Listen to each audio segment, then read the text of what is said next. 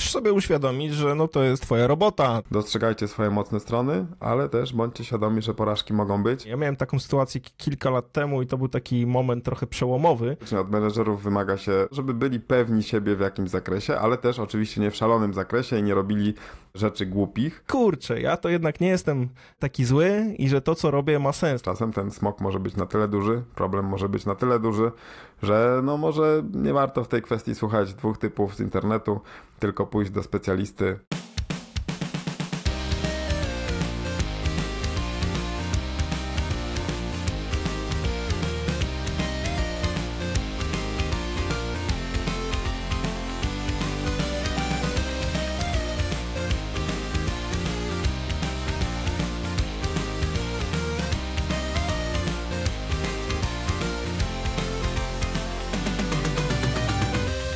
Cześć, witamy w Nerd Management. Tutaj Krzysztof Rakowski i Paweł Rekowski. Przysyłacie nam czasami pytania czy pomysły tematów, o których chcielibyście, żebyśmy porozmawiali. I jednym z takich pytań jest, jak budować pewność siebie jako lidera? Paweł jest chyba jednym z najbardziej pewnych siebie liderów, jakich znam. W związku z tym mamy w tej sprawie doświadczenie i możemy coś o tym powiedzieć. Paweł, skąd się bierze twoja pewność siebie? W skrócie z doświadczenia. I na tym moglibyśmy poprzestać. To jest taka istotna rzecz, że pewność siebie wynika z tego, że no wiemy, na co nas stać, wiemy, co możemy zrobić, wiemy, dlaczego możemy to zrobić, dlaczego chcemy to zrobić i w ogóle po co robimy to, co robimy. W teorii jest to proste, w praktyce no, wymaga to dużo czasu i dużo zaangażowania. To jest trochę tak jak z wystąpieniami publicznymi, wiecie. Jest podobno taka teoria, że wystąpienia publiczne są gorsze od śmierci. Ludzie się bardziej boją wystąpień publicznych od śmierci, co w praktyce jest bzdurą, bo kiedy zacznie się występować, tak jak no, my mamy tych konferencji za sobą już sporo, to po tym czasie już nie robi różnicy. Krzysiek, jak to jest u ciebie? Robi ci różnicę, czy to będziesz miał na sali 10 osób, czy 1000 osób? No przyznam, że jeszcze do niedawna całkiem się tym przejmowałem i czułem taką tremę, ale im bardziej to ćwiczymy, im więcej dostajemy informacji zwrotnej, bo to jest właśnie tutaj istotny punkt, tym mniej się tym przejmuję i dostarcza mi to więcej przyjemności. I tak, już raczej nie patrzę, czy sala jest na 1000 osób, czy na 100, czy na 20. Ale to tak, to przychodzi z doświadczeniem, żeby tutaj nie udawać, że to jest coś, co jest naturalne. To wynika właśnie z tego, że tych wystąpień jest więcej i więcej i wtedy już człowiek trochę się mniej tym stresuje, czy też mniej się przejmuje tym faktem, tym wystąpieniem. No właśnie, i stąd się bierze pewność siebie, czyli z tej ekspozycji siebie na różne doświadczenia. Im cięższe doświadczenia, tymczasem lepiej, bo wtedy szybciej dowiecie się, co robicie dobrze, co robicie źle, kiedy będziecie wiedzieli, gdzie macie swoje mocne strony, słabe strony. W budowaniu pewności siebie też się przydają testy profilowe, o których mówiliśmy w odcinku 70, ponieważ one pokazują, jakie są wasze mocne strony, jakie są wasze słabe strony, no i często mamy tak, zwłaszcza w Polsce, że no chcemy poprawiać te słabe strony, czy zająć się czymś, co no jest naszą taką no słabością i nie powinniśmy się tak naprawdę takimi tematami zajmować, no ale przez przyzwyczajenie, przez edukację jakby poprawiamy się, żeby się uśrednić i mieć jakiś tam w miarę sensowny wynik ze wszystkiego, co jest bez sensu, bo kiedy skupimy się na mocnych stronach,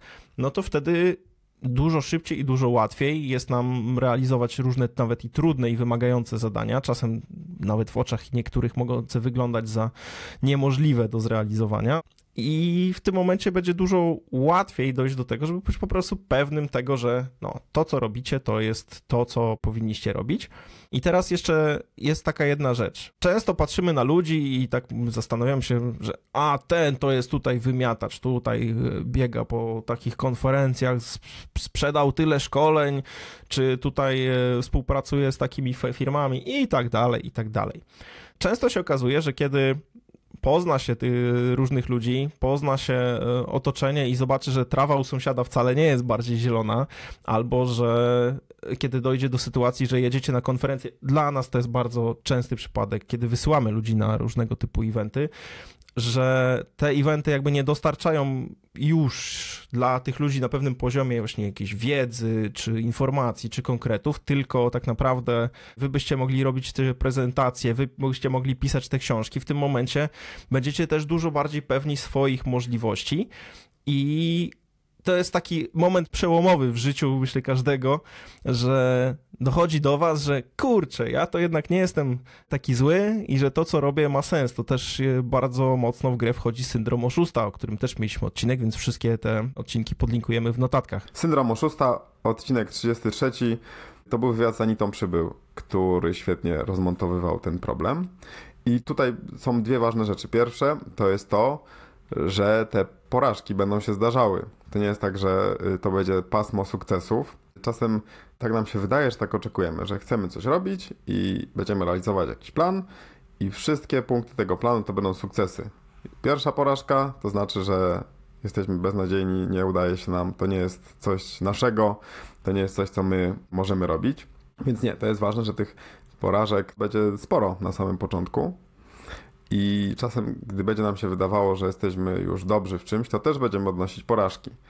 Nam nadal się zdarza, że jakaś prezentacja nam się nie uda. Jako menedżerowi czasem się zdarza sytuacja, że coś zrobiłem nie tak, jak powinienem, nie tak, jakbym chciał, ale ważne, żeby się nie oszukiwać, że będą zawsze sukcesy, tylko kiedy ta porażka się pojawi, przeanalizować, wyciągnąć wnioski, zastanowić się, czemu tak się stało, co można zmienić, no i oczywiście starać się następnym razem już tego błędu nie popełnić. Ale co jest ważne, żeby również być świadomym tych sukcesów. Tutaj mieliśmy odcinek 61 o Success Book, czyli o tym, żeby nie tylko stosować to w stosunku do swoich ludzi, ale również do siebie. Czasem mamy takie poczucie, że nam się udaje. I to właśnie karmi ten syndrom oszusta. Albo, że dobrze udajemy i niedługo wyjdzie, że wcale nie jesteśmy tacy kompetentni. Albo nie dostrzegamy, że zrobimy coś, co wykracza poza naszą strefę komfortu.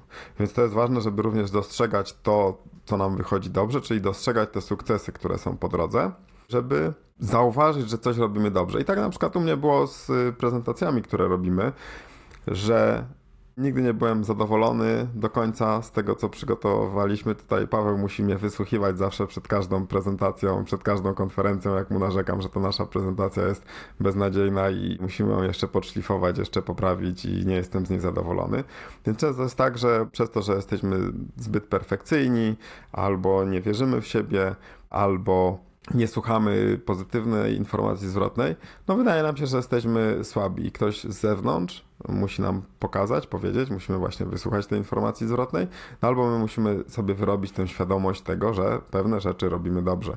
Znam takie przypadki osób, które zostały menedżerami, bo przejawiały takie umiejętności liderskie i teraz sobie świetnie w tym radzą, ale zanim to się wydarzyło, to były przekonane, że się nie nadają do tego, że nigdy nie będą dobrym menedżerem, nigdy nie wejdą na ten poziom i ktoś właśnie z zewnątrz musiał im to pokazać, udowodnić, w jakiś sposób ich do tego zachęcić. Czyli dostrzegajcie swoje mocne strony, ale też bądźcie świadomi, że porażki mogą być, traktujcie je jako kolejny punkt w tym, żeby iść do przodu. Takim świetnym narzędziem, które pomoże wam pracować nad pewnością siebie, przede wszystkim są podróże, które zdecydowanie polecam, bo kiedy wyjdziecie z tej swojej bańki, tej codziennej pracy, kiedy zaczniecie spotykać innych ludzi, rozmawiać z innymi ludźmi, a już tym bardziej w innych krajach, warto się wybrać na może jakieś meetupy czy konferencje międzynarodowe, gdzie zobaczycie, że to, co wy robicie u siebie, to wcale nie jest jakaś tam byle pierdołka, tylko to może się okazać, że w skali globalnej będziecie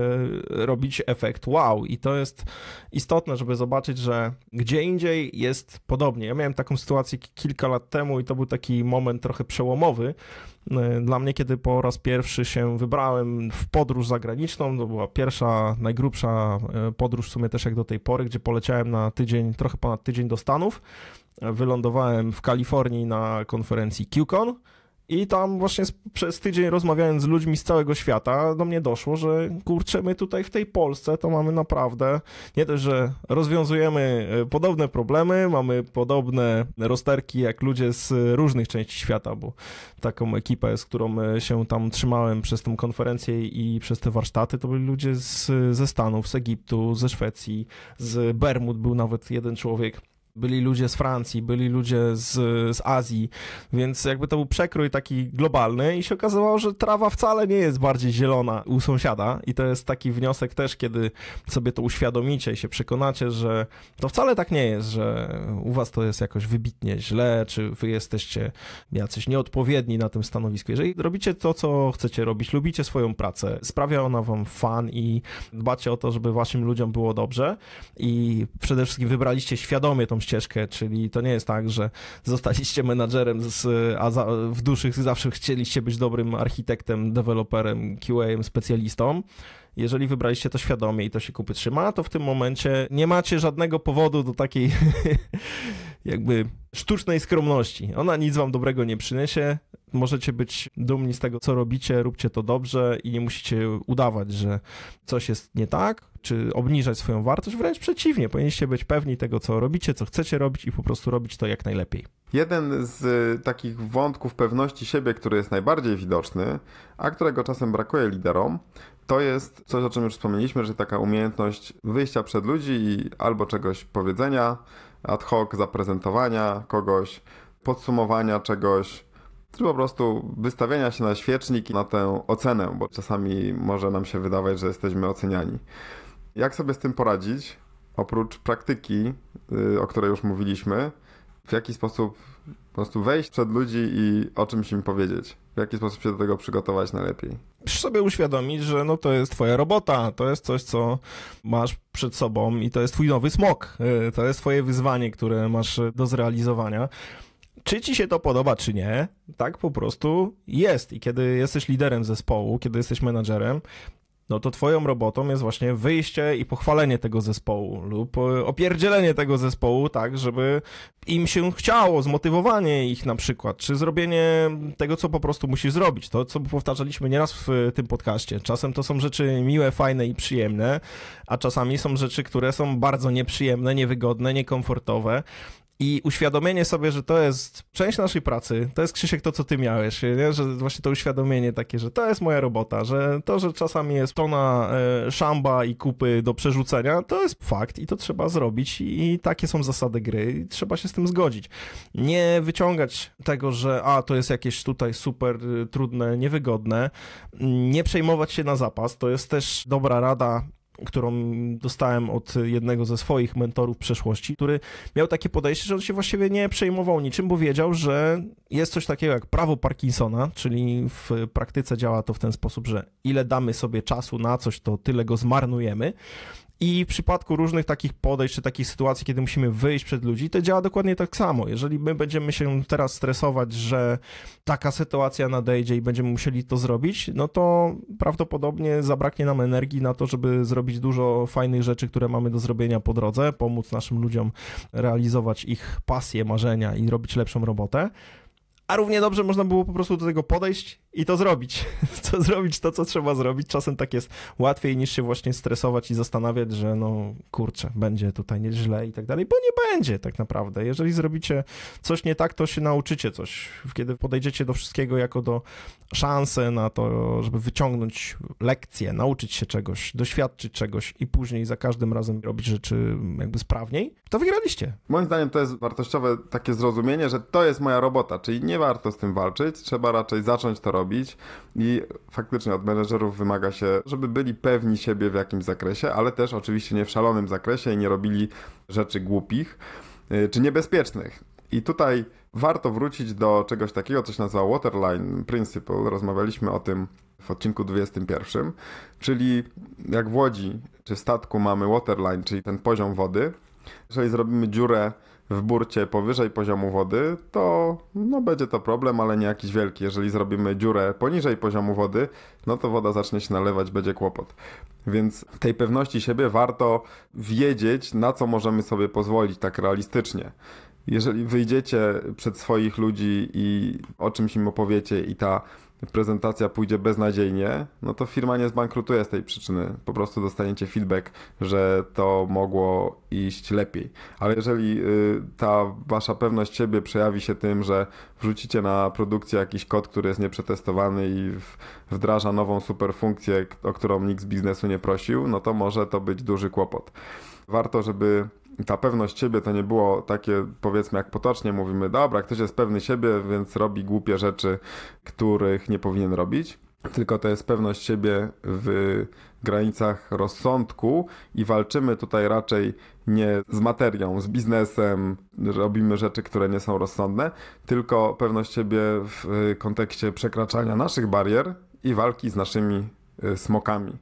No i oczywiście, jeżeli mówimy o walkę ze smokami, to też warto pamiętać o tym, że czasem ten smok może być na tyle duży, problem może być na tyle duży, że no może nie warto w tej kwestii słuchać 2 typów z internetu, tylko pójść do specjalisty, psychoterapeuty, psychologa, który może wam pomóc, jeżeli to jest coś grubszego, bardziej poważnego. Podsumowując, warto zachować balans, nie być ani zbytnio nastawionym na to, że nic nam się nie uda, nic nam nie wyjdzie i ja tutaj się boję wszystkiego. Uświadomcie sobie, że to jest część naszej pracy. Ciężkie rzeczy, czy takie rzeczy, które są niewygodne, niekomfortowe, to jest nasza praca i naszym zadaniem jest stanąć przed naszymi ludźmi i zrobić ją jak najlepiej, tak żeby im pomóc, wesprzeć zespół, organizację, firmę, czy swój rozwój, swoją karierę. Wszystko praktycznie w tym temacie. Pamiętajcie też, żeby nie przeginać, bo to może się źle skończyć i nie bądźcie też dupkami, bo nie ma takich pieniędzy, które by zasypały to, żeby pracować z dupkiem i rekompensowały to, więc zdecydowanie tego nie polecamy. Zachowajcie balans i róbcie swoje z podniesioną głową, idąc do przodu, niż chowając się w piach. A żeby iść z podniesioną głową do przodu, dobrze mieć odpowiednią wiedzę. Żeby zdobyć tę wiedzę, zapraszamy Was do zapisania się do naszego newslettera na nerd.management/newsletter. W Waszej skrzynce co 2 tygodnie będzie lądować informacja o tym, co nowego zrobiliśmy i nagraliśmy. A to jest ostatni odcinek w tym roku, który jednocześnie wychodzi w święta Bożego Narodzenia, więc życzymy Wam wszystkiego najlepszego na święta, miłego czasu, odpoczynku, a w nowym roku życzymy Wam wielu sukcesów zawodowych, może zmian zawodowych pozytywnych, satysfakcjonującej pracy z Waszymi zespołami. No i przede wszystkim życzymy Wam, żebyście mieli fajne, zmotywowane, zaangażowane, no i przede wszystkim szczęśliwe zespoły. No i Wam też, żeby się darzyło, wszystkiego co najlepsze. Trzymajcie się i widzimy się już za 2 tygodnie w przyszłym roku, już w styczniu 2024. Trzymajcie się. Cześć! Cześć!